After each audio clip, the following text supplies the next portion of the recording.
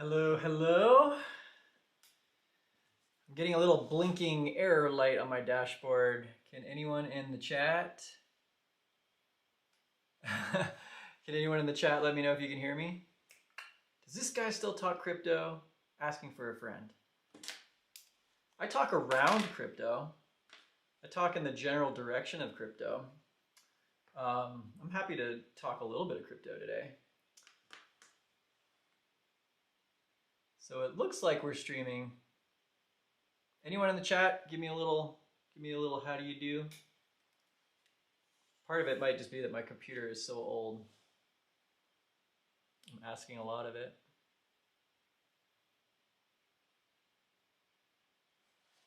Let me just see here real quick.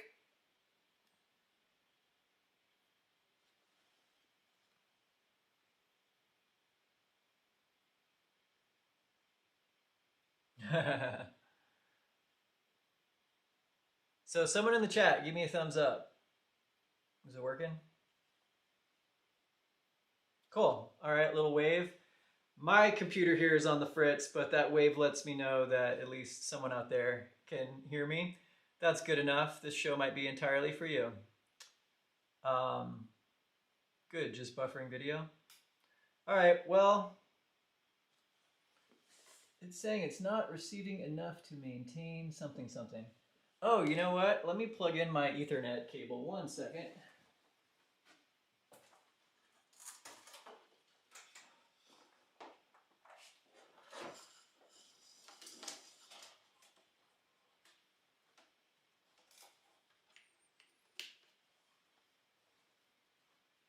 See if that helps. If anyone lives in Fort Collins and wants to help me out and be a showrunner, hit me up. I need like a full pre-flight checklist. There's so many little buttons to press and things to turn on. All right, well, I'm just gonna talk as if it's a full amphitheater. Welcome to Uncomplication Live. I'm Ryan. This is now my, gosh, it's nice when you're losing count. I think this is my 4th or maybe 5th live stream experiment. And even though I've got lots of butterflies in my stomach, it's always kind of that stage fright feeling. I'm really having fun with this. It's been really enjoyable to show up without an agenda and to kind of connect. There's a bunch that's going on today specifically that I want to talk about, and I think it's going to be an interesting program. I already see that, yeah, I know a lot of you are here for crypto, and that's totally cool. I'm happy to kind of answer questions in the chat. The heart and soul of this channel for me right now is being able to come to you in full highest excitement about the energy that we have to completely change our situation, our life, our finances, our creativity in the direction that we want it to move. And I'm speaking with this excitement because this is something that I've been working on now for the last several years. And if you were with me on the crypto journey, that was this little early stage. It was a transitional stage. It was between the world as it was before, where I was running a company and making lots of money and feeling really good about myself. And then I left that reality and I found myself with a lot of free time and not a whole lot of self-esteem and not a whole lot going for me. And I went head over heels into crypto and was full-time round the clock looking at that as my savior and my lifeboat and buying into the narrative 110% with as much enthusiasm and excitement as just about anything else. And I think I've learned a lot about what that pursuit was for me. It was almost this attempt to short circuit the game of having to put myself out there and try to find a meaning and a purpose, because crypto seemed to just check all those boxes. Like, whoa, I can get rich and I can support this really cool up and coming technology that is liberating and empowering. And when that, for me, just speaking for myself, I know a lot of people are still on the crypto bandwagon, and there's a lot of excitement there. There's a lot of energy. There's a lot of vitality, emotion, and experience and connection. And in a lot of ways, I think we're seeking and craving that. For me, though, once I saw behind the curtain and I understood the game that was being played, I wasn't interested anymore. That's not the type of freedom and liberation and both financially and just personally that I was after. And so my last couple of years have been this really rough and really radical putting myself through the ringer. I've been going to, and this is not a therapy channel. I'm not like showing up like I have to air out all my dirty laundry. I'm just really excited about the relentlessness with which I went into these situations and how on the other side of that, I can now show up in front of this camera, let the haters hate, let the world be as it is, and I can stick to my passion, my direction, and my voice. And that's what I want to share. And when I say that there's a lot going on today, my partner decided to transition in her career, and that happened today. And it's in the vein of a lot of the same conversation. Like, where is your highest excitement? What is it that you are putting off because it's not the right time, or it's too scary, or the risk is too big? And in a lot of ways, I think the biggest changes have happened for me when I could get really in alignment with what it was I wanted in the world, which for me was being creative and being an artist and being connected in my community and making a whole new set of friends that actually accepts the me that is the me and not just the roles that I've been playing for so long. I'm seeing what's happening in the comments. It's funny. I'll just kind of ramble here at the beginning, and then we're gonna get into some kind of more creative stuff here. But yesterday, I was going through YouTube because I hadn't been on there in a while, and I was just kind of going back through some comments and tapping into the energy that I was feeling when I was looking at crypto videos that I've made over the last couple of years. I'd say maybe the last year and a half, because when I made those videos, it was out of this energy. It was the, oh shit, I've got this channel, these people, this opportunity. I have to do something with it. It's foolish to just let it sit on the shelf. So I would drag myself in front of the camera. I would just go through the song and dance, but there was no energy in it for me. In fact, it actually drained my energy. It was a task that I felt that I had to perform for some imagined approval, or I'm not bringing this up so much to say that like everyone is in this situation, but I think there are places in all of our lives where we are performing tasks and performing roles because they seem like the things that we have to do to check the box or get the paycheck or whatever it might be. And I could just tell that my energy looking at those videos was so distorted and low, and the comments, there's a lot of positive comments. I mean, you as viewers have been absolutely amazing, and I think I can actually start to hear what has been said. Like, there's been a lot of positive feedback, but I was in such a negative space that I could barely hear it. Anyway, my point here is simply that as I've transitioned into what is in my highest excitement, the energy flows, the creativity is there, the passion is there. And that's true of my partner and her transition into another career. That's true of so many things that I can point at in my life currently. Okay, so I'm gonna kind of change this around a little bit. I want to get to the paper here. The question here, and this is fine. We can keep addressing this question. Do I still trade crypto? No. I don't trade crypto anymore. I still hold crypto. I still pay attention to crypto. There's one Discord that I still go into when I want to check out what's happening. It's really the only place that I go, once or twice a week, or maybe even less frequently. But I'll go into Lewis Daniels' server, into Mayfair, and those guys. It reminds me a lot of what the Crypto Garden was back in the beginning, and I think that some of the smartest peeps on the block. And when I look at comments, it's interesting because right now I'm pretty sure crypto is up. When I looked yesterday, Bitcoin was at like 67, I think.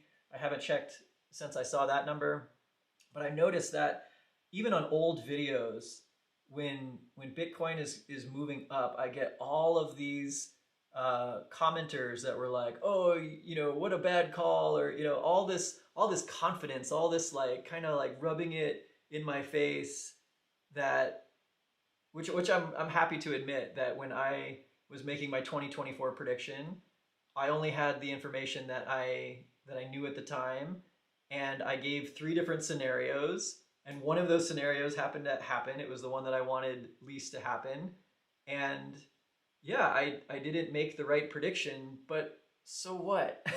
Like, I don't know. That's what a prediction is. The guys that are doing YouTube videos, 2 times a day, they're constantly going out there saying one thing, saying something the next day, saying something the next day. All I've ever really done is show up and give my best assessment in that time from the best information that I have, and then just let it breathe and let myself be wrong if I'm going to be wrong. But my point is the fact that all of the haters kind of come out of the woodwork when things go back up. What I was thinking about just a moment ago walking in here was, um, and sorry if this offends you, if you're a hater and you left one of these like snarky comments. I think that when dumb money is super confident, that's when big operators are making the most money. So I kind of check that as like a barometer, when I start getting the real, just like, I don't know. Okay, I can let that go. So the question was just, do you trade crypto? No, I am no longer trading. I am holding, I am watching, I am observing. I had to remove my heart and soul and attention and energy from that space, that notion that I'm going to be a crypto trader. Because what I learned is if you are really going to trade crypto and you are really going to make money at it, it's a job. It takes a lot of time. It's small gains on small moves. It's not the go all in, shoot for the moon, cash out, Lambos, etc., etc. The real traders I know, and I do know real traders who make real money, it's just not the job that I want. It's not the I didn't like carrying around active trades and just having that energy with me as I tried to, hang out with my family or, be creative. It was this like black cloud that personally, for me, if it's someone else's cuppa, then by all means. But just the trading aspect, no, it was a blocker to all of this that I have now manifested. And when I say all of this, I'm here in this art studio. I've got this whole room. I've got these big, beautiful paintings hanging on the wall. I have a piece in this fairly large art show here in Fort Collins. It's the studio tour. And it's my biggest, most beautiful, and best piece yet, hanging on the wall for $20,000, which is a whole nother story. This stepping into my value and welcoming the energy that is flowing my direction rather than shutting it all out. Yeah, so I'm going to turn the camera around. I'm going to turn my mouth down a little bit, and I'm going to get into just a little bit more, a little bit more meditative, more creative space here. So if you were on the last live stream, this is the image that we made. And part of this stream was to share a little bit of some of the unblockers that for me allowed a moving past perfectionism or fear of failing, fear of trying, really using art as an analogy for life. And this painting emerged from first an automatic drawing and then kind of applying some of that to a painting. And so this is the painting that came out of it. I think it's quite beautiful. I've already had a few people reach out to me wanting to buy it. And I just want you to know that that is totally possible. Anything that we create on these live streams, if it is speaking to you, you can reach out to me probably on Instagram. I think my Instagram handle is up on the screen. Yeah, check out my art. And there's a lot of beautiful paintings like this and others for sale. And I would love to just be creating and propagating beautiful images. Each one kind of has a little story behind it. And so today, we've got a blank sheet. We've got a mind full of thoughts. And what I'm going to do now is just sort of zone out a little bit. I'm going to stay up with the comments. And yeah, I'm just going to share a little bit of what is alive for me right now. And a lot of it is this meditation on standing up for ourselves, standing up for our value, and almost relentlessly, how do I want to say this? Almost relentlessly being selfish enough to move in the directions that call to us most energetically. And if it makes a mess, if it causes friction in relationships, if there's resistance, welcoming that resistance, understanding it, and moving through it. It'll probably make more sense as I get into this, but what I want to do today is instead of painting first, I'm actually going to do the drawing first. And I'm just going to zone out a little bit. This is a style of drawing that I've developed over the last, like 20 years. I call it hectism. And it's just this kind of meditative brain flow. And it ends up being really cool. I'll show you an example just so maybe I'll grab your interest up front. Here's a couple little pieces that are in the vein. Here's kind of the first one. This is the first one that I did in this style. That is, oh, camera's this way. This is my little thinker guy, and this is how I feel my brain is a lot of the time. And so this is kind of what is going to end up on this paper. We might end up painting it. We'll see. It's on watercolor paper, so there's a good chance that it'll get some color added to it at some point. But yeah, this page is an analogy for life, for hopes and dreams and desires and intentions. This piece of paper could be absolutely anything. And now the fun and the challenge is to show up as only the artist that I am today, with the skills that I possess, and writing this line between what I want this to be and what it's becoming. And this has been my daily practice, both in drawing and in life, is being open enough to allow the things that seem like setbacks, that seem like mistakes, that seem like problems, and to allow them to be and allow them to make themselves present in the art. So the scariest place, I think, is this blank page. So maybe you're sitting there, you're listening to me, and you have something in your mind that you want to do, something in your life that you want to manifest. Maybe it's making $1 million through crypto. Maybe it's transitioning into a daily routine that is more in line with your values, or maybe it's changing your job. Maybe it's creating a new business, whatever it might be. There is this strange place that we start where it's all concepts and nothing is there. And almost the hardest part is to just start.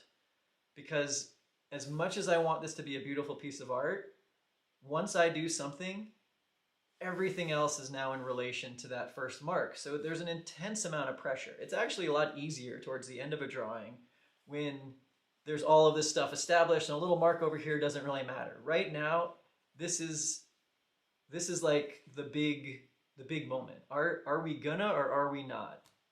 And there are some days where I'll come in here, and especially with a bigger piece of paper, like, you know, this pad is probably a $30 or $40 pad. It's got 12 sheets. Some of the pieces of watercolor paper that I use now, they're $30 or $40 a sheet. And that first stroke, it carries with it that, that pressure. And so with a drawing like this, you know, I have no idea what this is going to be, but everything is going to relate to it, and I'm just going to welcome it. And I'm just going to kind of take my pen, and I'm just going to make what kind of feels like a big sine wave. And there it is. There we go. Here's the start of a drawing. And now the process becomes a, you know, what's there and what's next. And I like, you know, letting what is there kind of interact with what's coming. I actually have a geology degree, believe it or not. I studied geology at Colorado State University, and there's this way to look at a rock formation where you can tell what was the first piece, like what was the first unit, the first rock that was there, and then, you know, things that are on top are younger, things that cross-cut are younger. And so with a drawing like this, it's kind of fun because this is the first mark. Everything else is in relation to it, and I like to let the pieces, as they come together, sort of respect and play with and interact with what is there. And interestingly, in a process like starting a business, or in shifting to becoming a full-time artist, or, I don't know, transitioning out of one career into another, there's a finished state that we can imagine and that we can want to move towards. I'm planting little seeds here now. This wasn't intentional, but as I'm talking, I'm just like, we got some little seeds that are getting planted down here, and maybe here's sort of like a magnified big one. As we sit there and imagine this future, it might be a full painting, and there might be so many elements and so many pieces and so many details to keep track of. And that's one way to approach it. That's a way that actually I default to a lot. When I feel overwhelmed, I'll make lists, or like, what are all the things that I want to understand or know before I make this decision? And it kind of becomes this exercise in just allowing yourself to want as much control and security as you do. But there's also this sort of emergent phenomenon where sometimes just a word that signals your intent is like the first mark on a page. And with that first mark, there's no idea what's going to happen next, but there's just the trust and the faith and the confidence to make the mark. And then by just showing up moment to moment, day to day, even when things go wrong, which happens a lot, and I'll tell you, as I've really made the decision to be a full-time artist, and I've cleared away in my life the obstacles, the time commitments that were in other places, or even the relationships that we're taking without adding. Those steps came moment to moment to moment, just like this drawing is emerging. And there's no way to plan for it. There's no way to know exactly what to do up front. But there's this kind of playfulness that happens. And that's why I love drawing in this style, because maybe it is speaking to my need or my desire for control, because by setting things up this way, I'm welcoming whatever emerges without getting hung up on any one line for too long. And each line, it's almost like, I call it add-on. There's this game that I play with my art students where you start with a blank piece of paper, and in the beginning I like to go really fast. So I'll give them like 5 seconds to make some sort of mark on the paper. You just got to go. Don't think about it, just go. And then after 5 seconds I say, pass to your left, and everyone passes their paper to the person to their left, and the next person picks up what the last person did and adds their own mark. In the beginning, it's just this kind of frenzy of mark making. And by the end, it's these fully developed drawings, and they keep passing it every 20 seconds or so, but you're constantly receiving something new, and you're letting go of something that just happened. and these crazy, beautiful images start to develop. And so I start to think about my own life in that way, that I'm kind of playing add-on with myself. And each moment I'm being handed a completely new, and I have no attachment, just a completely new concept. And it's just, what's the next thing? What's the next thing that's in alignment with my intention? And right now, my intention is quite simply just to make something fun and interesting and beautiful. And so, and I'm not even like fully focused on this, and I'm already starting to see what's emerging. We got these little seed guys here. We got this bigger one that's kind of magnified and zoomed in that's moving back behind. And I can now look at this with like a completely fresh perspective and just be like, oh wow, yeah, I think there should be a root here. And so again, I'm bringing this art into life, but I'm also sharing what has been a big unblocker for me with what I desire and what I want. Because what I was doing about a year and a half ago, was every day waking up, maybe going through some sort of a morning routine or something that was in the vein of what you see on Instagram or whatever, wake up, take the cold shower, do the exercise, how do I hone my mind and my brain and be the best that I can be, and kind of that stoic showing up with this kind of like force and power, and making lists and deciding, what is it that I want to build and make, and creating checklists. And like I said, there's still a place for that, but there's also this kind of playful trust that even if in a day my energy, my highest excitement is not in that forceful pursuit of, pushing myself out there, and it's actually resting, maybe playing a video game, or just, taking some time off, that those little rest moments, I can trust them as part of the overall composition. And what that did for me was allow myself to make moves out of my highest excitement, and not out of a frantic problem solving. And this drawing as well is coming into existence out of just a playful curiosity, rather than any kind of like, oh my gosh, people are watching me draw and I really want this to be good and it's got to be perfect. I'm fully prepared, just like this live stream, to welcome whatever emerges. And so what's the important part here? I think it is the intention and a kind of practiced bravery to go for it, to make a mark, even if it's an ugly mark, even if it might be the wrong mark, even if it's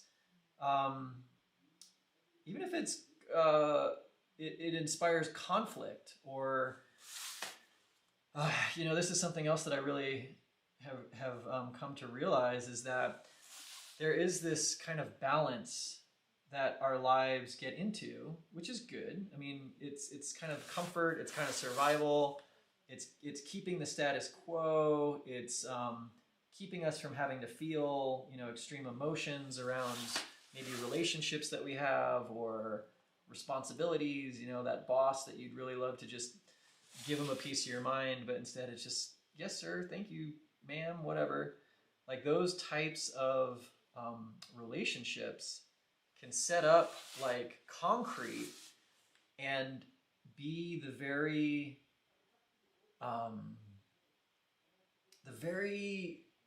blocks that stop the next stroke from being art, and so instead of expressing, we're just there like, make a box, check it, make a box, check it, make a box, check it, make a box, check it, circle, ew.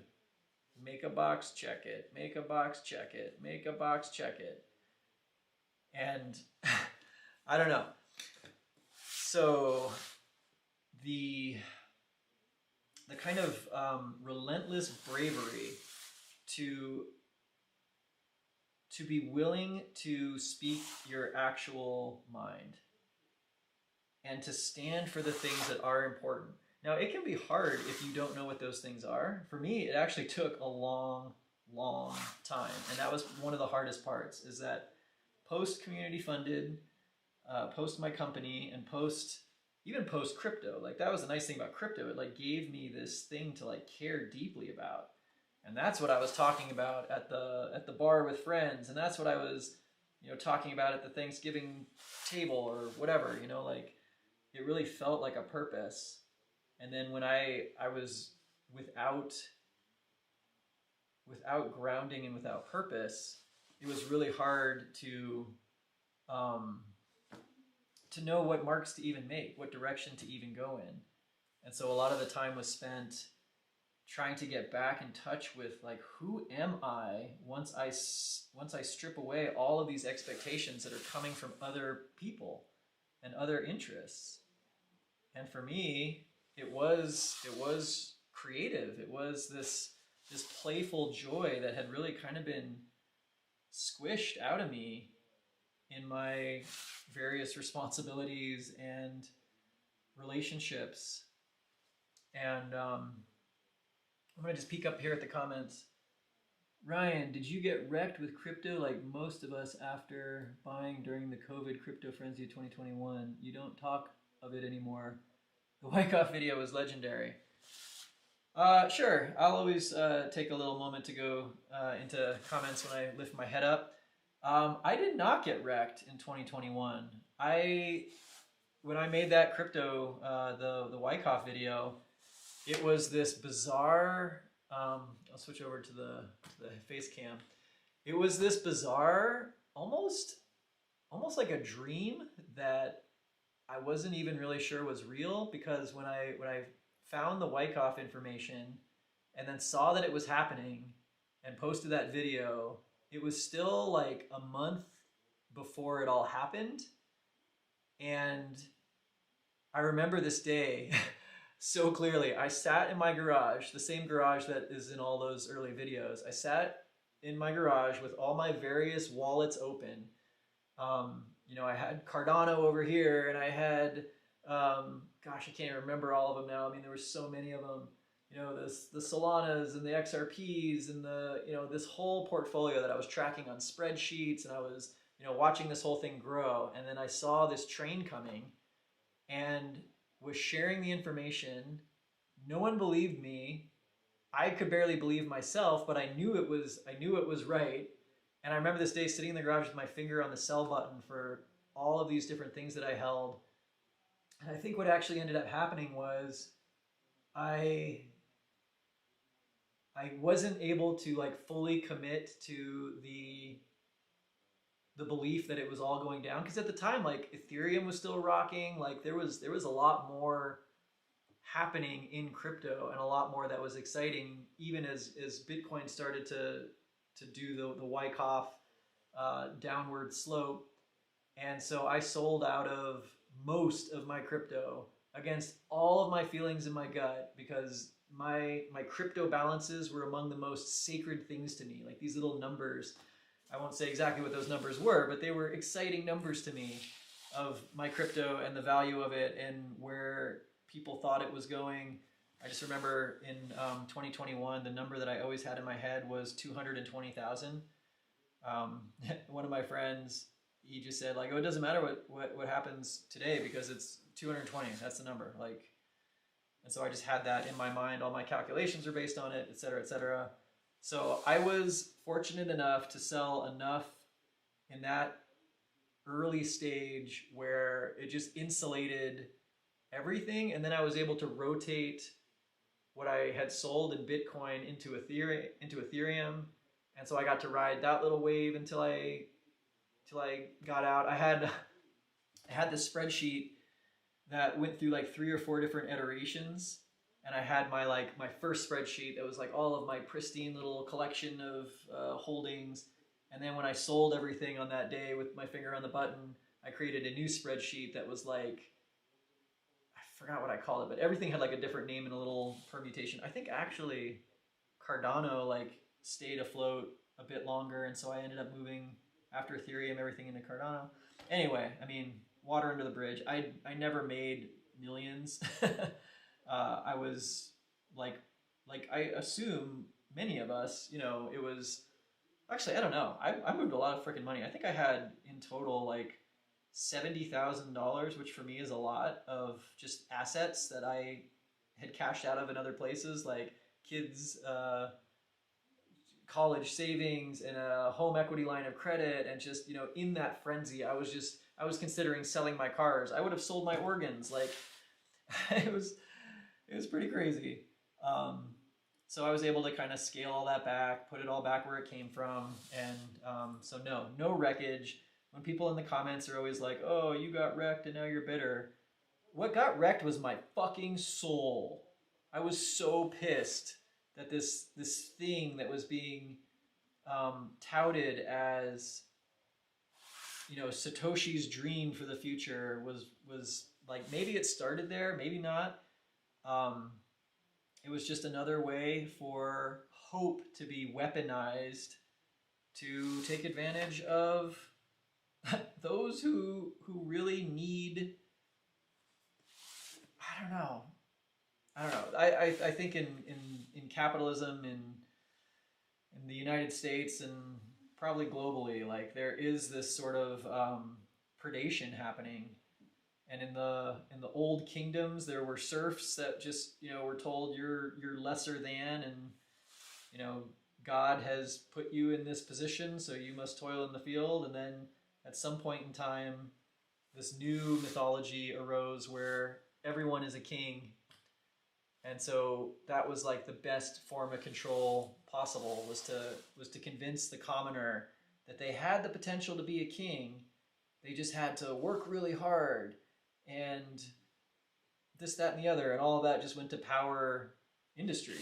You know, like those without the means of production are always consumers and being consumed. Anyway, so that's what I lost in crypto. That's why I was so salty. That's why I still am pretty salty. Like when I talk the crypto conversation, it's not to say that people can't and don't make money here. Like I said earlier, the people that I know that are real traders that make real money, it's percentage moves on small moves over and over again. You know, playing the patterns, playing the, you know, whether they're market maker patterns or forex setups, or, you know, but it's not glamorous. It's not exciting, or as exciting as this kind of narrative of like, empty your savings account and buy, you know, QRX, and you're going to be living on a beach somewhere. And I got so pissed off at the other influencers that, you know, posted these thumbnails of like easy Ethereum millions with some nerd holding a wad of cash or whatever, just like making it seem like it was the easiest thing to do. Anyway, soapbox complete. What else we got? I really liked your video about Wyckoff accumulations. Saved me money that I couldn't afford to lose. Yeah, I mean, that was the other thing, is with the crypto garden and that community and just the people that turned up, so many humans and such human stories, and people that were like, without naming any names, or like, I just remember we had a dude in there that had a son with like pretty serious disabilities, and, you know, he was just trying to save enough money so that when this person died, his son would be like taken care of. And so people came to crypto for all these really, I guess, you know, noble, important human reasons. And then to just see the aftermath of, you know, when the panic selling was happening, and I had people tell me like, I lost $300,000. Can you teach me how to trade to make it back? And it's just like, oh, my brother, I don't advise that course of action. The things that got you here are not going to get you out of here.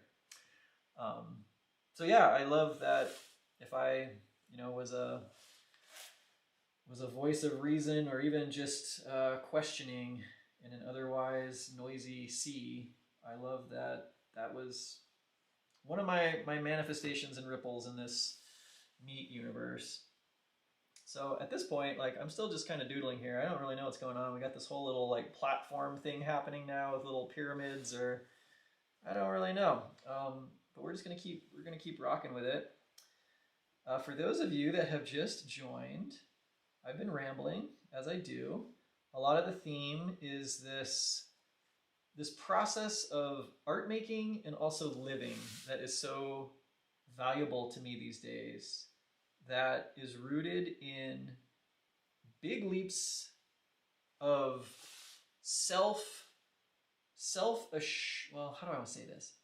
Not self-assured. That sounds like overconfident and cocky. It's about this self-expression, expressing yourself. And how can you express yourself if you don't have a self to express? So developing myself and really getting honest about what it is that I want and who I want to be doing that with and what I want to be doing was a huge step towards shifting out of this place of just ongoing perpetual frustration and feelings of bitter victimhood or whatever, into this empowered place where I now feel like a magnet for the types of opportunities that I want to manifest. And the practice here, this art practice, I'm not coming on this channel trying to like convince you all that you need to be artists, or that this is now like, you know, just art tutorials. It's not really that. It's more of a philosophy that is rooted in welcoming what is, welcoming what's happening, welcoming what's emerging, including the ugly parts, including the dark lines, including the problems and the challenges, and taking that extra space to almost like you're being handed a script in an improv play that just says, and this happens, and then. And to coming out of that center, out of that confident self-knowledge that's developed because we're taking time for ourselves and we're saying no to things.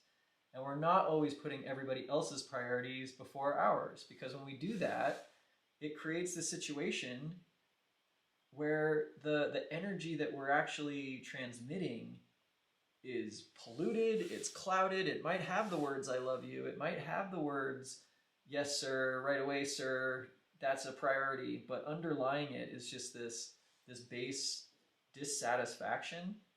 And this is a way of breaking that, because in each moment we are accepting what is here without criticism, without critique. You know, as I'm doing this, I might start to see places where, oh, I want, you know, a slightly different feel, or, you know, there might be shifting that happens, but nothing is unwelcome here. And I'll prove it. This section over here is one of my favorites, and I'm going to take this pen and I am just going to make this big, ugly, like a kid came, and just hit this paper with, you know, no intention. This is the curveball that just comes out of left field.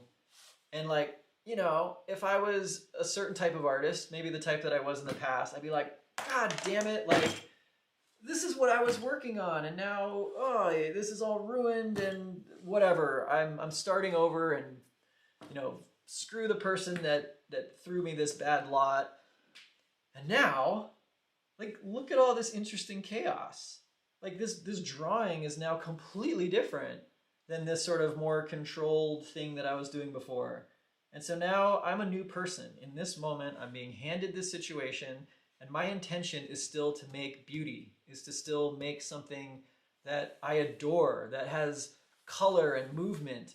And so none of this is a problem. These are all just new little elements to the drawing. So I can assess this, and I can say, all right, well, you know, this kind of looks like this whole new little landscape that's kind of emerging. I'm going to start just accentuating and tying it together, and who knows what's going to happen from this. And this might sound cheesy, but seriously, this is how my life has felt lately.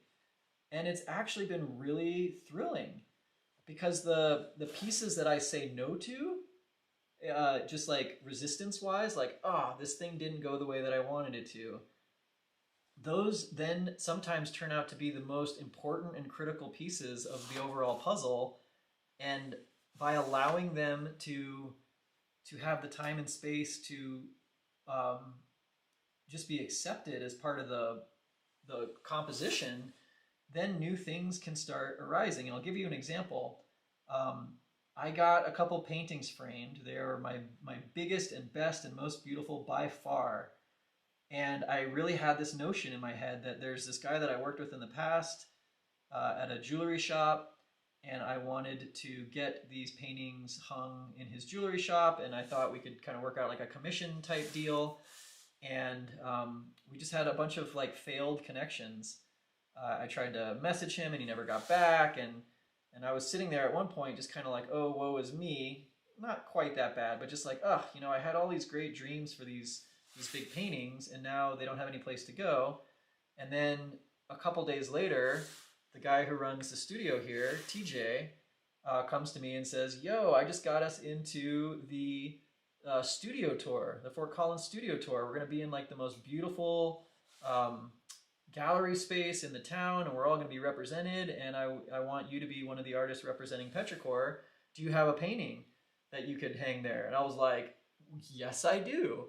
So now that painting that was intended for one thing is hanging in the most beautiful space in town. It's got a huge price tag on it. It like represents so much of this artist journey. I named it Currents of Serendipity. And, you know, that's just a little example. So yeah, when something comes along, and maybe it's even crypto related, tying it back in, you know, those people that told me they lost $300,000 or this, that, and the other. Like, here's an interesting concept to play with. Maybe the situations that keep coming up in our lives, we're actually doing. we create and recreate these situations over and over and over again. I don't know about you, but there's all of these emotions that I find I keep feeling in different ways, in different places with different people, but they're all kind of the same emotion. I'm like, at some point I had to ask, like, why do I keep creating this situation? What is it trying to give me? What am I getting out of it? If I wasn't getting anything out of it, I wouldn't keep creating it, but I keep creating it. And I think for some people, and I would even include myself in this, like going all in crypto and then having that trust broken, you know, my trust in, I guess I would say like a deregulated, decentralized paradigm. Like there's beautiful concepts there. There's a beautiful potential. But I also just kind of learned this, like, well, I'm either intending for myself and making it happen, or I'm just riding along on other people's priorities. And in the crypto space, from the influencers to the exchanges to the news sites to the celebrities to the makers of the crypto, et cetera, coming into that space and engaging with it was being subject to the intentions of others, and it always seemed to be kind of a, you know, if not a scam outright, just like oh, I see what this actually is. Oh, okay, yeah. NFTs, yeah, these are great 8-bit pixel arts, but wait, how much money did this creator make? You know, what's the resale value on this? My point is just that there's a difference for me in kind of the self-knowing action and trust. That's a big one. It's the trust. It's the trust fall. It's the leap of faith. And I said this on one of the past live streams. There was a moment like a year ago, I guess, where I drew a card from this like oracle deck that my friend Vince had that said trust, and just had this person like free falling through space. And there was like a little meditation that went with it, and that was the same day that I told my one of my consulting contracts that was like literally paying my bills, that I was breaking up with them because it was not my highest excitement. It was not in line with what I wanted to create. I wanted to be an artist. I wanted to be spending my time making beautiful paintings and images and words, and I couldn't do that and also be investing the amount of time that I was in the activities that we were doing. Even though they were great activities, even though he was a great guy, it was just this like inner knowing that my work, my passion lies elsewhere. And so with this drawing and this kind of concept of that continual welcoming and that continual trust, that even the biggest scribbles on the page over the beautiful drawing that you're trying to make can become the most interesting parts when you just trust yourself to keep going and to keep receiving the past as a gift and moving it forward. Every time I sit here and make a mark on this pen, I am receiving all of the energy that I have put into this image so far. And what a powerful place to be, like as a creator is it's a very different orientation than I think I had in the past, where it was like, oh, it's me against the world and I've got to fight for my little piece of the pie. Now it's like, oh my gosh, there's energy flowing everywhere. And even money. There is one of my current mentors and heroes, Lloyd, has this thing. I don't know where he got it. I'm sure he got it from somewhere, but it's cool. It's the idea of the Green River. And there is a river of money flowing at all times, in all places. Trillions of dollars a day, billions of dollars a second are flowing through all kinds of companies and businesses and markets, and it's already there. It's already flowing. And what we can do as artists, but also as, I don't know, whatever it is that you're doing in the world, is to just see that river and to just find your little tap off of it. And that's a super empowering mindset, because the wealth doesn't have to be generated. The wealth is there. We just need to open ourselves up to receiving it and put ourselves in proximity to people that we intend to delight with our highest excitement energy. And that's how I felt lately with art. This process right now, this activity that I'm doing, and even the talking part, even being here on YouTube, regardless of how many people are watching, I would be doing this if it was nobody watching. This is my favorite thing to do.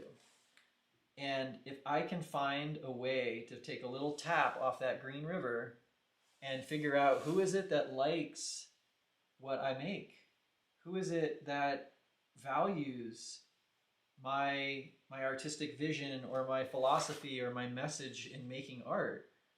And the message is this letting go, this receiving, this trust, this radical self-actualization, selfishness that allows us to say no to certain things so that we can prioritize what we really want to do. And yeah, I want to share that because I think it's an empowering reminder. And I started off talking about my partner. She decided today and told her boss that she is transitioning, that she's ready to move on to a new chapter of her career after 20 years of this same type of career. And so that Green River analogy is really cool because there's so many other taps. There's so many other places where that river is flowing. And it takes that bold move, like I was saying in the very, very beginning of this drawing, that first big stroke where you just commit and you just say, yes, I am going to make something. I am going to make something, and I am willing to mess it up. I am willing to be disappointed. I am willing to put myself out there and say, this is what I want. And if the entire world laughs, welcome that too. And that has been my practice lately. I will share this as well, that one of the first things that I did when I decided that I wanted to go into art full time, which was like a big scary decision. And actually one of the contracts that I had set up for myself that was just sort of like a residual mailbox money kind of situation that was really just funding everything, and I could go be an artist, but I didn't have any real pressure because it wasn't where my food was coming from. It was just kind of a bonus on the side. And then when my contract ran out and I realized, oh dang, I have to go back to work. I have to go back to consulting. I need to set up another one of these kind of residual situations. And I was really bummed about it. And I had a text message drafted to my the colleague that I had worked with in the past, saying like, hey, I want to re-engage with you. You know, here's how many hours I want to work.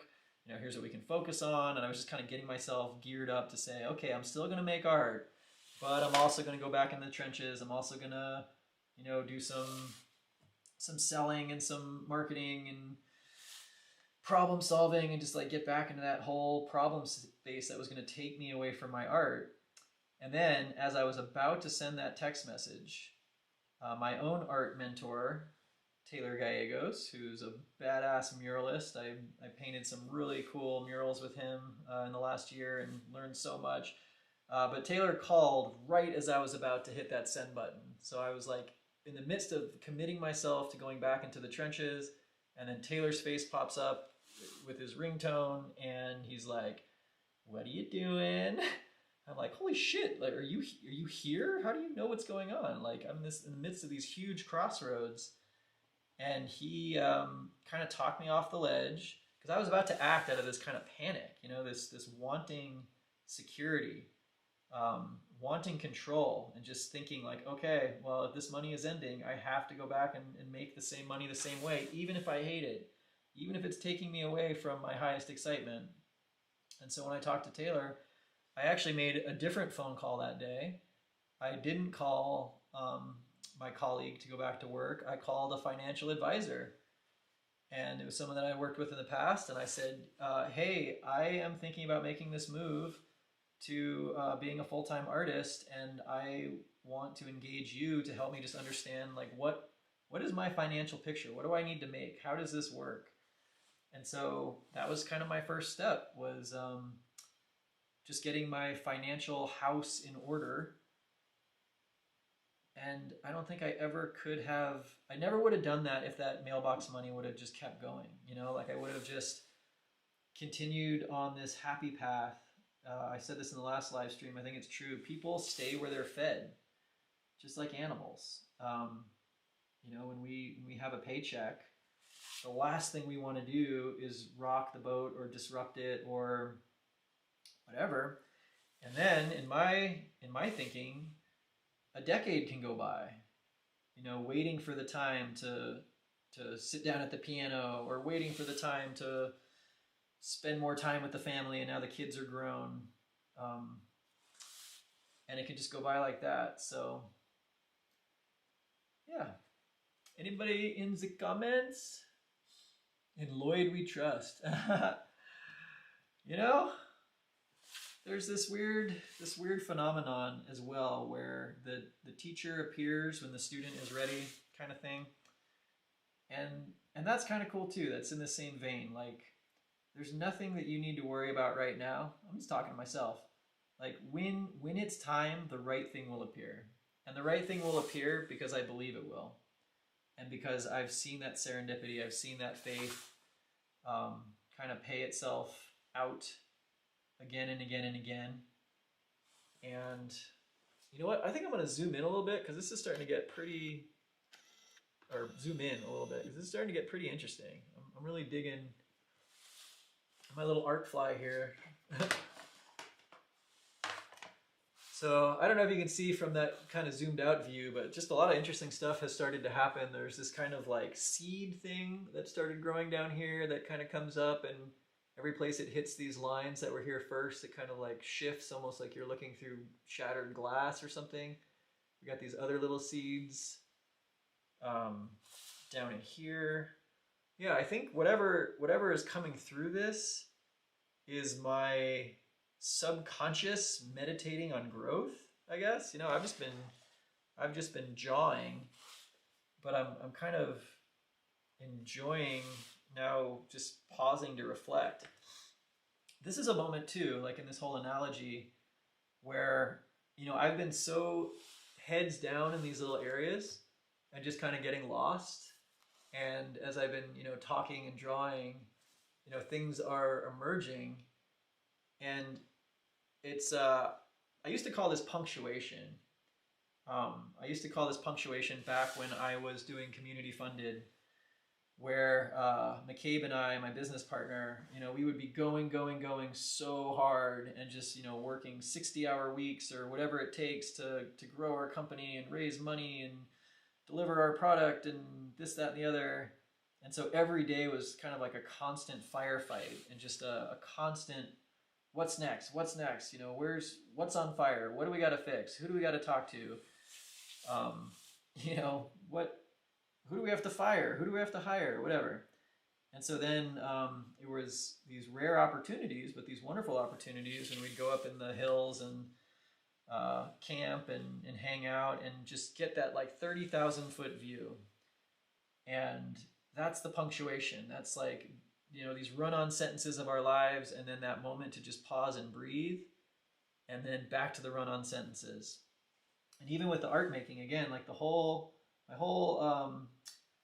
thesis here is that the way that I am making this art is also an invitation to myself and to you of a way to live that is in flow, that is dynamic, that is trusting, and is maybe practiced. I've been drawing for a long time, so there's confidence that's just kind of built into my muscle memory.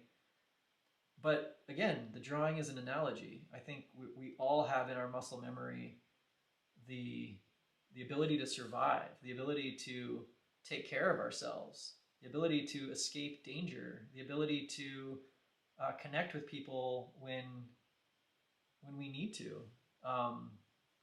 And that's kind of the deeper message and meditation here of this art.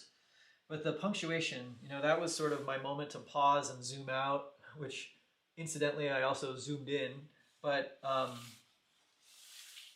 that has been kind of playing out for me as well, where day to day, it's sometimes like, am I doing the right things? Like, does any of this matter? Like, I'm not seeing results. I'm not seeing the, breakout success that I really want to see, but I did something. And when I zoom out and I start to see all of the little pieces of the puzzle that have started to come together, then it's like, oh, wow, this is where I'm starting from. I said this a lot in the crypto days, and I'll say it on and on and on, but when in doubt, zoom out. And that's the moment to receive. That's the moment to receive these bigger lessons, this bigger perspective than what we get when we're heads down in the day-to-day. And yeah, it's like two modes of thinking. When I zoom out on a drawing like this, it kind of gives me that moment to look at, and I'll actually zoom out. It gives me a moment to kind of see like the composition, what's happening here. Like I can see like, man, I've been spending a lot of time down here, and I've sort of neglected, or not neglected, I mean, it's just, this is happening. This is about to happen. I can feel my energy start flowing in this direction to start balancing this out, and to welcome this next chapter. Now, I actually really love this little section. I'm gonna miss it. I think over here there's like some new things that I want to balance out. Like I'm not really sure how it's gonna come together. I have no idea what's going on down here, because this went from this very organic thing to this like, I don't even know, there's like a button inside of a dish on top of a platform. Like, are we gonna get into like buildings and structures? Like, but this is my moment to kind of like zoom out, be receiving this painting, this drawing as it is, and then just joyfully say, okay, what do I see? And I think I'm actually going to move up in this little area, and these kind of are looking like clouds to me. This kind of feels like this landscape that's emerging, and this, you know, this was the scribbles that I did just to kind of illustrate. Some kid could show up and just like, you know, scribble all over your whole thing, and I invited those scribbles in, and now they became one of the most interesting parts of the drawing down here. And similarly up here, like I want to see if I can kind of lean into this feeling of mist or vapor, and just kind of, you know, I'm already starting to see colors that are going to be in these spaces when we get to the paints, and I just want to sort of create this wispiness. And with some of these sections and that kind of notion of levity, like there might not even need to be a lot of lines. There could be a lot less lines than in other areas. You know, maybe that's it. This kind of, I think I want it to be sort of tubular dude. So at this point, you know, based on the comments, I mean, what's cool is there's sort of just consistent viewership. So if you're here and you're watching, like, welcome. Hey, what's up? Thank you so much for being here. It's enjoyable to put this energy out. It's even more enjoyable and exciting to think that someone might be tuning in, like tuning into the frequency. And, you know, whether you get something out of it or not is actually secondary. You know, for my intentions, I aim to delight. I want to connect and feel that we are kind of co-creating an experience together. And this is just me doing what I do. And that is the most important part, and I'm just going to keep it going. Yeah. And it's funny because in this moment, like I'm now welcoming all of these thoughts of like, holy cow, am I just running my mouth constantly? Do I never shut up? And there's long stretches of my life where I would be really self-conscious about that. You know, I think when I was younger, I was certainly a know-it-all in a lot of situations, and just probably quite obnoxious in that energy. And then seeing how that energy affected people, I think over time I turned it off, turned it down more and more and more. And what's kind of nice about this, my art, my voice, it's mine, and I'll own anything stupid I say. I'll own anything that offends or upsets or disappoints. I think disappointment is a hard one for me.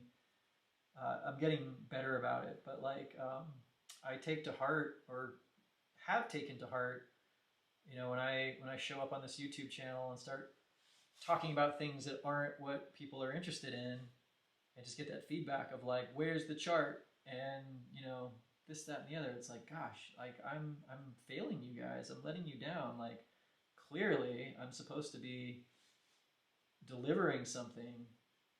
But that energy, like I was saying earlier, like that energy is not where I want to be living from. I don't want to be living from this like anticipatory, like, who do I need to please?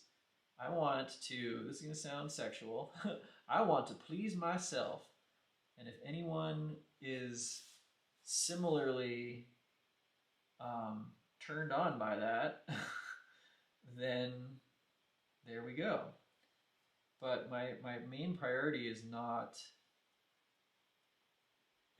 the pleasing or benefit of everyone else at the expense of myself.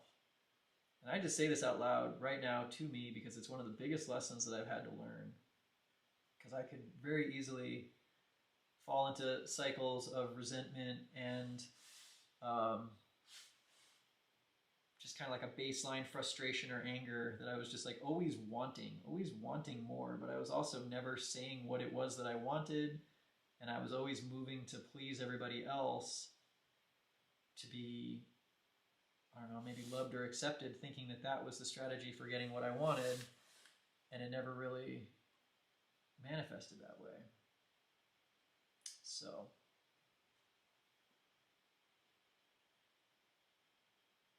Oh, awesome. Dean's here. Dude. Okay. I was, when you said in Lloyd We Trust, I'm like, man, that must be someone from AFA. And yeah, Dean, fellow art live streamer, and one of the people that I have taken so many cues from and so much encouragement. And so Dean is Screenscape Shop, or I'm sorry, Scenescape Shop on YouTube. And yeah, Dean's the legend, man. He's done like, how many is it now? Almost 60 live streams of these beautiful mountain paintings to this community of collectors that resonate with his message and love his work. And it's kind of the dream. Uh, I feel like if I just keep going and keep doing my thing here, some of that magic might rub off. But either way, like, I love making art and I love running my mouth. So the two go together, like, thinking of all kinds of funny, some inappropriate, some whatever analogies. Yeah, cool. And this little section now that was previously kind of my least favorite is now turning into maybe not my favorite, but definitely interesting. I don't know what's going on. There's like this little pyramid city on a dish with trees growing out of it, and now I'm receiving this state of things. And what are we gonna do with it? Uh, Something has to happen to kind of tie this back into the flow. And I think knowing that, I'm just gonna kind of make one of those, bold moves, bold decisions. I'm just gonna bring a line that moves into the flow. I don't want this to kind of like sit out here. I want this to kind of tie back in. So I don't know how it's gonna read, but I'm just gonna kind of put that energy, that intention, that direction. And now, if you were here in the very beginning, I talked about the blank state of the paper being the most nerve-wracking in a way, because this first line, before it was there was nothing, and it could have been anything. This could have been a cityscape. It could have been a lion. It could have been, a human figure. It could have been any of those things. And then that first decision kind of locked me in to something. And what's cool is like there was a bravery in jumping in and making that line. And that same bravery can happen time and time again. Like when I was in here doing these little kind of, I don't know, fuzzy tree type things in among the weird pyramid things, like I'm just like, okay, I'm set for a while. Like I'm just filling in this space. Like there's not a lot for me to think about. There's not really like any risk because I'm just going through my day, doing my thing. And then when I got to this section, like again, blank section, this was another just choice. This was another commitment. And I didn't know how it was going to go. And it's kind of the same thing. Now everything in this space relates to that mark, but I had to have the bravery to just make the mark. And that's now kind of informing this little piece. I want to kind of tie that back in. So I'm going to kind of just follow that same general flow. Now I really like when things connect, even things that are different. So these roots that were coming out of this big seed, which I think is really going to be the focal point of this drawing, this big weird underground seed. I want these roots to kind of be coming out, and this was just a line a second ago that came off of this whole concept, but now I'm gonna kind of tie it into these roots. And what happens is things that were really separate start to connect and come together and relate. And by the end, the whole drawing has this weird feeling of like it all is codependent. Not in a bad way, more like mutually arising. And I just love that. I love that about this style, is that because everything is in this sort of relating to itself and to the other elements on the page, that it just starts to get so interwoven that by the time the drawings are done, like this example again, it gets really hard to tell, what was the first mark. I mean, I can kind of see it, but you know, everything kind of connects to something. And going on with my life analogy, that's true of life too. You know, the things that I did last year are directly underlying the opportunities and the receiving that I get to do today. And then when I look back, you know, from that zoomed out view, I mean, it's cool. I like how before this was really kind of nothing, and now like I really feel these roots are just like almost like this crazy squiddy octopus. Like they're getting closer to me, and they're just like almost thrashing, like lashing, and it's got a lot of motion.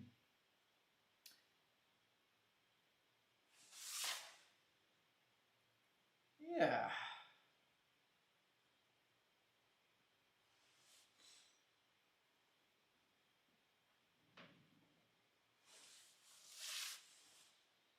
I was also saying that a lot of times when I do paintings, I will start with the paint first, because it's a whole different set of dynamics.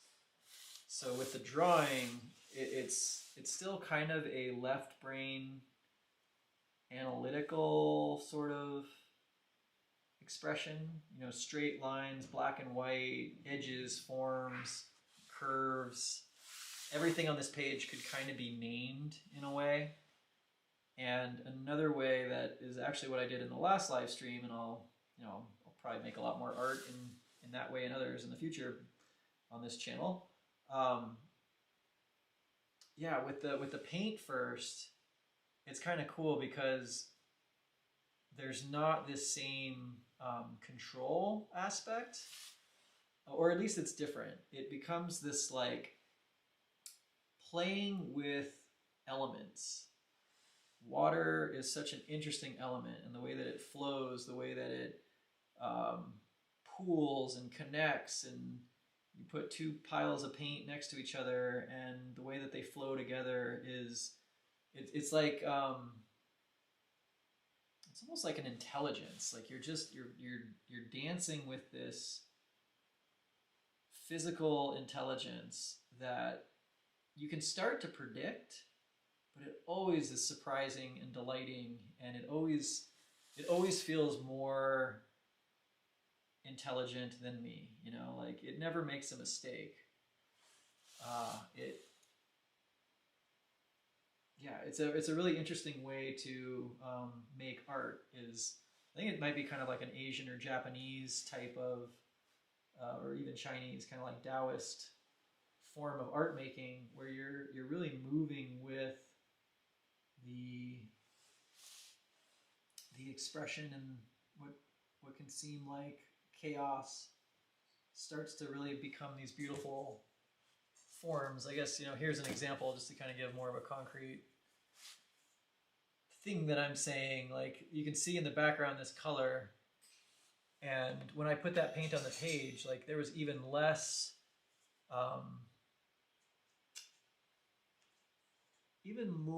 control or intent. You know, there was really just like some yellow and then some purple and then some blue, and it all just got to run together and be paint and be water. And then came that sort of left brain analytical, you know, finding the shapes, finding the forms, and that it's just another way to kind of dance with this stuff.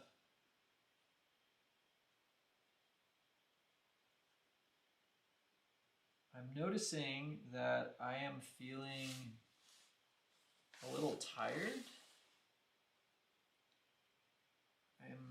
I'm kind of aware that I'm wondering like how long it's been, and if this video is going to be too long, and if maybe I should just call it and maybe start from here to Tuesday, because this is going to get some paint on it. I think it's going to look really cool.